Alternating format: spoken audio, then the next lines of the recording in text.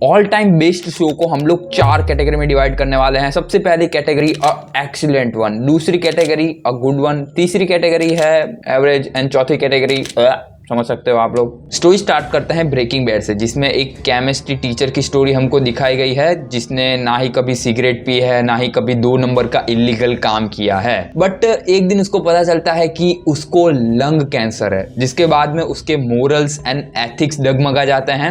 अब उसको फ्यूचर की अपने बेटे एंड अपनी बेटी की परवाह होने लगती है और वो चाहता है कि वो कुछ ऐसा करे जिससे कि मिलियंस ऑफ डॉलर उनके लिए छोड़ जाए। अब क्योंकि उसको केमिस्ट्री पता है तो वो ऐसे मादक पदार्थ बनाने के बारे में सोचता है जो कि युवाओं को काफी आकर्षित करते हैं। वो अपने ही क्लास के एक लड़के जेसी पिंकमैन के साथ में मिलके इस मादक पदार्थ का उत्पादन चालू करता है, जिसके बाद इनकी जिंदगी में पादन हो जाता है। ड्रग्स को सेल करने के लिए आपको थोड़ा सा टेढ़ा आदमी बनना पड़ता है, because of drugs most ऑफली mafias बेचते हैं, और अगर तुम उनके साथ में डील करते हो देन बहुत ज्यादा चांसेस है कि तुमको कभी ना कभी वो लपेट लें। ऊपर से पुलिस का खतरा, ये सारी चीजों से वॉल्टर वाइट कैसे निपटता है। प्लस अगर कोई ऐसा माफिया हो जिसको साइंस पता हो तो वो सच में काफी खतरनाक होगा। ये तो सिर्फ सीजन 1 की चीजें है, सीजन 2, 3, 4 तो और भी ज्यादा माइंड ब्लोइंग। साला ड्रग्स कार्टेल कहां तक नहीं जाता है। तो ब्रेकिंग बैड जाती है टॉप वाली कैटेगरी में। बट कुछ इसके नेगेटिव पॉइंट्स है, जैसे कि ये सीरीज बहुत ज्यादा रो है, इतनी रो है कि आप सब्जी की तरह इसको खा सकते हो। आई मीन कि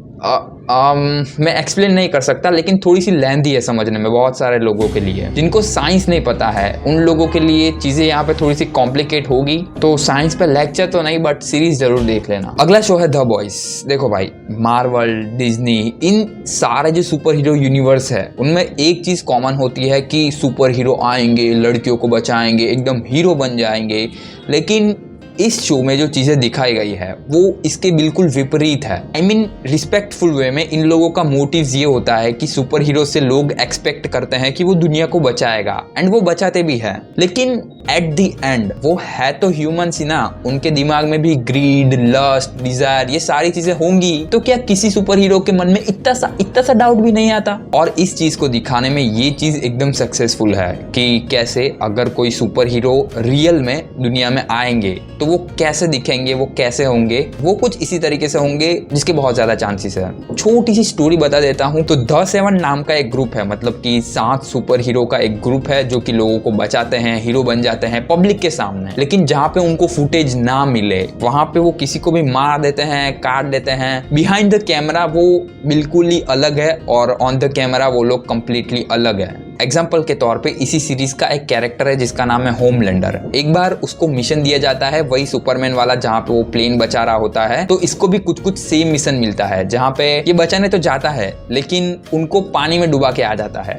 और बहाने करने लगता है कि ये प्लेन वैसे भी नहीं बचता, ये फलांगा ढिमकाना। होमलैंडर इस बंदे की बात करें तो जब भी इसके सामने कोई डायलेमा होता है, मतलब कि 2 ऑप्शन में से एक प्रीफर करना, तो ये हमेशा से इमोशन के बेसिस पे करता है। इसकी फिजिकली कोई भी वीकनेस नहीं है। आई मीन कि इसको मारना इम्पॉसिबल है, ऐसा समझो। लेकिन फिर भी जब भी इसको कोई भी डिसीजन लेने की बारी आती है तो ये इमोशनली बहुत ज्यादा सोचता है। और तारीफ करनी पड़ेगी यहाँ पे राइटर एंड एक्टर की, भाई क्या एक्टिंग की है। और सीजन 5 में भी मुझे कुछ आइडिया है कि क्या होने वाला है। इस वजह से इस सीरीज को भी हम लोग रखेंगे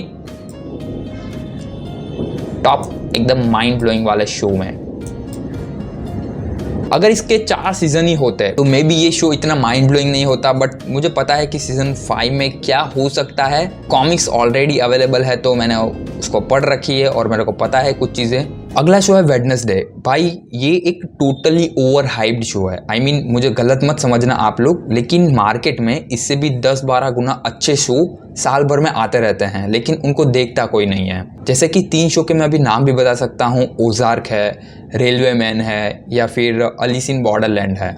बहुत से लोगों ने इनके बारे में सुना तक नहीं होगा। मेरे कहने का मतलब ये है कि ये शो चला, उसके पीछे कोई इसकी स्टोरी रिस्पॉन्सिबल नहीं थी, बल्कि मार्केटिंग स्ट्रैटेजी जो लगाई थी वो रिस्पॉन्सिबल थी। वो डांस हम सब लोगों ने रील्स पे देखा है, जिसके बाद में लोग सीरीज देखने गए, और ऑफ कोर्स वो डांस 4th या 5th एपिसोड में है। और अगर वहां तक कोई बंदा वॉच करता है देन इन लोगों ने सस्पेंस ही ऐसा बिल्ड किया है कि अगले 2 या फिर 3 एपिसोड वो देखेगा ही। मैं खुशी इसको 10 में से 8 दे दूंगा, लेकिन प्रॉब्लम यही है कि इससे 10-20 गुना अच्छे शो भी अवेलेबल है।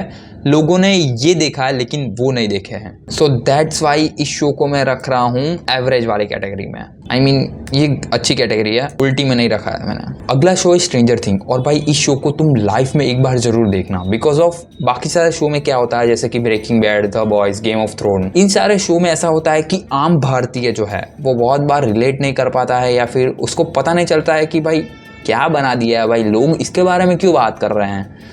लेकिन ये शो ऐसा है जो कि हर कोई इसके साथ में रिलेट कर पाएगा, हर कोई इसको समझ पाएगा, और टिल टॉप क्लास है। शो की स्टोरी कुछ ऐसी है, हॉकिंस नाम का एक शहर है जिसके नीचे एक दुनिया है जिसको अपसाइड डाउन बोला जाएगा इस शो के अंदर। वहां से कुछ मॉन्स्टर ऊपर की तरफ आ रहे हैं। अब उनसे हॉकिंस सिटी के लोग कैसे बचते हैं, ये सारी चीजें इस शो के अंदर दिखाई जाएगी, जिसके अंदर आपको अडल्ट्स की स्टोरी एक साइड बच्चों की स्टोरी, और एक साइड तीसरे ग्रुप, एक सस्पेंस जो बिल्ड हुआ है उसकी स्टोरी दिखाई जाएगी। बच्चों की स्टोरी हो सकता है कि आपको इतनी ज़्यादा रिलेटेबल ना लगे, लेकिन जैसे जैसे सीजन आगे बढ़ेंगे ये भी अडल्ट्स बनते हैं, एंड देन स्टोरी आपको भी और भी ज़्यादा रिलेटेबल लगेंगी। अब मॉन्स्टर के भी टाइप्स है, जैसे कि सीजन 1 के अंदर थोड़े से लुल्लू मुल्लू मॉन्स्टर आते हैं, सीजन 2 के अंदर थोड़े से अच्छे, सीजन 3 के अंदर थोड़े से अच्छे, और सीजन 4 के अंदर अगर तुम मार्वल वगैरह देखते हो तो थैनोस, मतलब थैनोस जैसा नहीं बल्कि कुछ कुछ थैनोस, जैसे कि लास्ट विलन इस शो के अंदर एक्शन हो गया, या फिर एक लव स्टोरी वाला एंगल हो गया, या फिर जितने भी चीज़ें कवर की गई है इन लोगों ने काफ़ी सही मात्रा में मिला के शो बनाया है। जैसे जैसे सीजन्स आगे बढ़ते हैं शो अपना पीक पे पीक अचीव करता है। इस शो को भी हम लोग रखेंगे टॉप वाली कैटेगरी के अंदर। तो ये शो आप लोग जरूर से एक बार देखना लाइफ के अंदर। अगर ये नहीं देखा भाई तो ऐसा समझो कि क्या देखा।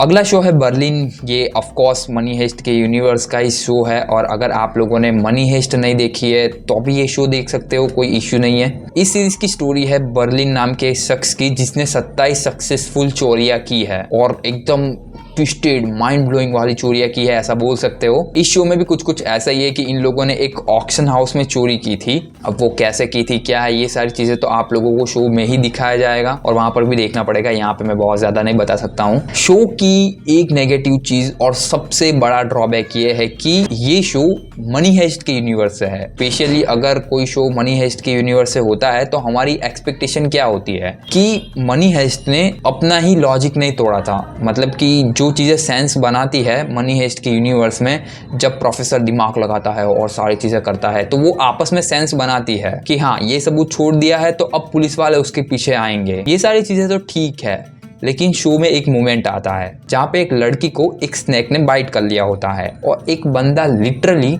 उसको चूस के निकाल रहा है। I mean, जिस शो के अंदर आप लॉजिक इतना सारा दिखा रहे हो, वहां पे एक छोटी सी और एक बड़ी गलती कैसे कर सकते हो। नॉर्मल से नॉर्मल आदमी जो मेरे जैसा है उनको पता है कि जो स्नैक बाइट होती है उसको कभी भी चूस के नहीं निकालना होता है। इससे वो तो मरेगा ही, साथ में साथ ये भी मरेगा। और भी बहुत सारी छोटी छोटी चीजें हैं जो कि मैं यहाँ पे बताना नहीं चाहूंगा, और इसी वजह से ये शो माइंड ब्लोइंग बनने से रह गया है और इसको हम लोग रखेंगे इसमें।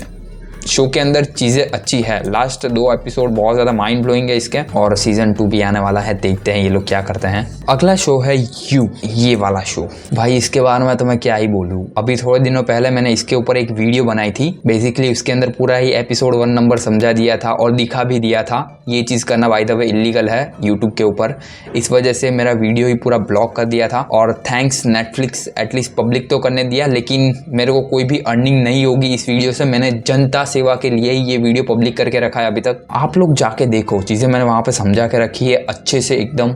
और अगर वहाँ पे भी जाने का कंटाला आ रहा है तो स्टोरी कुछ ऐसी है कि जो गोल्डबर्ग नाम का एक बंदा है जो कि किसी भी लड़की को पाने के लिए किसी भी हद तक जा सकता है। अगर उसके दिमाग में एक बार एक लड़की चढ़ गई तो फिर उसको पाने के लिए उसके रास्ते में जो भी आता है उनका खून भी कर सकता। और इसका जो चाइल्डहुड था वो अच्छा नहीं था, इस वजह से ये सारी चीज़ें करता है। वो सारी स्टोरी इस शो में आपको दिखाई जाएंगी। शो का एक सबसे बड़ा ड्रॉबैक है, मैं यहाँ पे स्पॉइलर तो नहीं देना चाहूँगा, शो में लॉजिक नहीं है। I mean, दिमाग थोड़ा सा साइड पे रख कर ही ये शो देखना। शो का जो सीजन नंबर 4 है वो मुझे काफ़ी ज़्यादा माइंड ब्लोइंग लगा। I mean कि फाइट क्लब की याद आ गई। अगर आप लोगों ने वो मूवी देखी है तो आप लोगों को पता होगा कि मैं किसके बारे में बात कर रहा हूँ। इसके सीजन 4 में भी कुछ कुछ ऐसा ही होता है। स्टिल ये एक माइंड ब्लोइंग शो है। इसका सीजन नंबर 5 आना बाकी है, देखते हैं ये लोग क्या करते हैं। लेकिन क्योंकि लॉजिक नहीं है और कुछ चीजें हैं जो कितनी ज्यादा माइंड ब्लोइंग नहीं है, बट मैं रिकमेंड करूंगा कि आप एक बार जरूर देखना शो को। मैं फिलहाल के लिए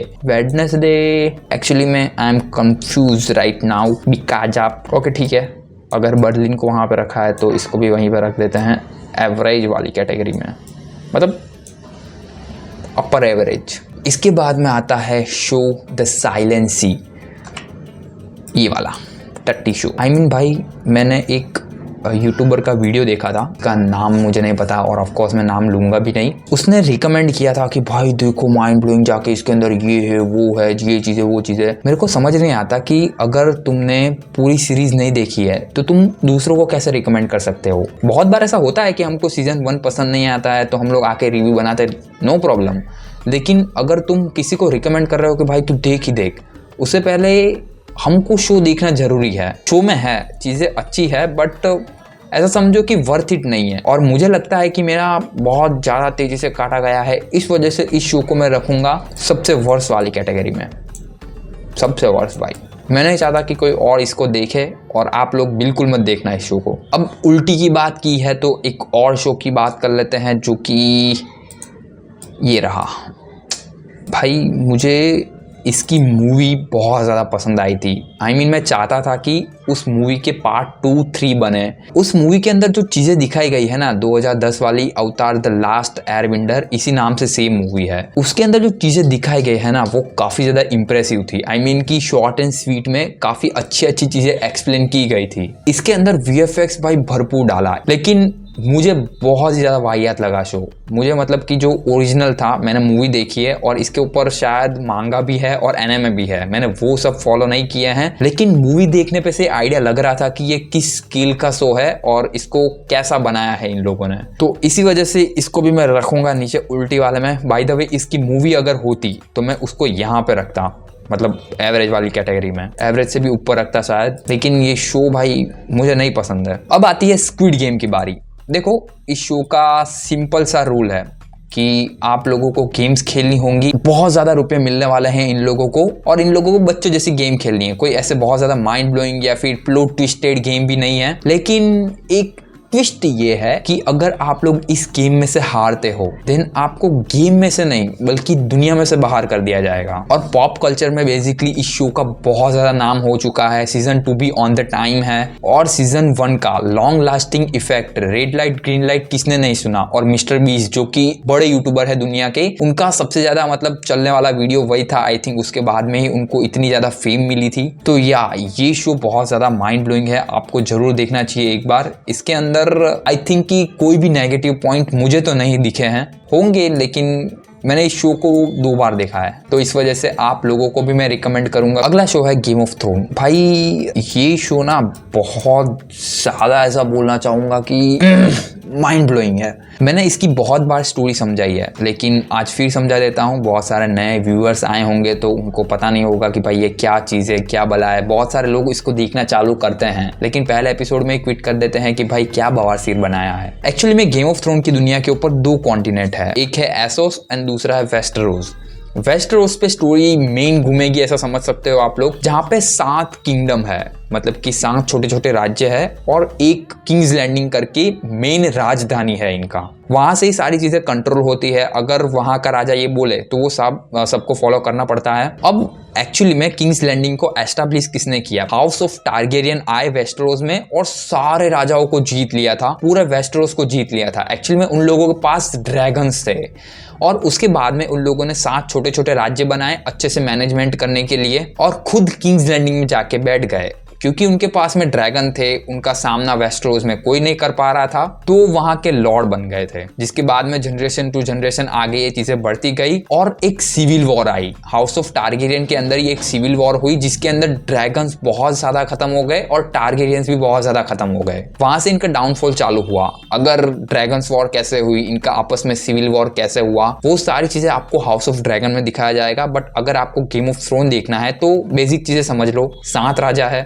7 राज्य है, छोटे छोटे राज्य भी है बट उनको ज्यादा इतना काउंट मत करना। मेन स्टोरी है कि अब जो किंग्स लैंडिंग है वहां पे टारगेरियंस नहीं है बल्कि बराथियंस है। वो बराथियन स्टार्क से मिले जाते हैं और वहां से ही सीरीज स्टार्ट होती है। बाय द वे एक्स्ट्रा चीज भी ऐड की गई है कि गेम ऑफ थ्रोन की दुनिया में विंटर इज कमिंग, ये एक कॉमन वर्ड है, आप लोगों ने सुना ही होगा इस गॉड्स के बारे में। तो एक्चुअली में ये कहना क्या चाहते हैं, वेस्टरोस के जो ऊपर वाला इलाका है, विंटरफेल से भी ऊपर वाला इलाका, वहां पे एक बहुत बड़ी वॉल बन रखी है। आई मीन कि इतनी बड़ी वॉल है 700-800 फीट जितनी ऊंची। इसको बनाया इसलिए गया था क्योंकि जो ज़ॉम्बीज होते हैं वो सर्दियों में आते हैं, उनको रोकने के लिए ये बड़ी दीवार बनाई गई है, लेकिन ये भी टूट जाती है। वो चीजें आगे आपको दिखाई जाएगी, लेकिन फिलहाल के लिए ये बहुत ज्यादा ऑसम शो है और प्रिडिक्ट कर पाना मुश्किल होता है। सारे शो में कैसा होता है कि भाई ये हीरो है, इसके पीछे पीछे स्टोरी जाएगी, वैसा नहीं है यहाँ पे अगर तुमको कोई कैरेक्टर ऐसा लग रहा है कि भाई ये बहुत ज़्यादा रिलेटेबल है, मज़ा आ गया इसको देख के,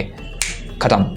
शो का नेगेटिव पॉइंट ये है कि भाई इस शो के अंदर हर बार ऐसा बोला जाता है कि विंटर इज कमिंग, बट कब पर्टिकुलर टाइम नहीं दिया जाता है। सीजन 3 में आया था, सीजन 4 में आया था, लेकिन वापिस से खींच लिया, पता नहीं, टाइम में बहुत ज्यादा मिसमैच है यहाँ पे। तो शो अच्छे से देखना। और इस शो का दूसरा सबसे बड़ा नेगेटिव ये है कि अगर आर्या स्टार्क को ही नाइट किंग को खत्म करना था तो जॉन स्नो को डेथ से वापिस क्यों बुलाया, अगर नाइट किंग को आर्या स्टार्क ही मार रही है। आई मीन आर्या स्टार्क से मुझे कोई प्रॉब्लम नहीं है, वो काफी डेडली एकदम बेस्ट असासिन है। उसने जो रिवरलैंड में काम किया था, मजा आ गई थी देख के। लेकिन शो के राइटर के इन एक्शन की वजह से चीजें बहुत ज्यादा अनसेंस बनाने लग जाती है। लेकिन टिल ये शो बहुत ज्यादा एपिक है, इस वजह से इसको मैं रख रहा हूं टॉप वाले शो में।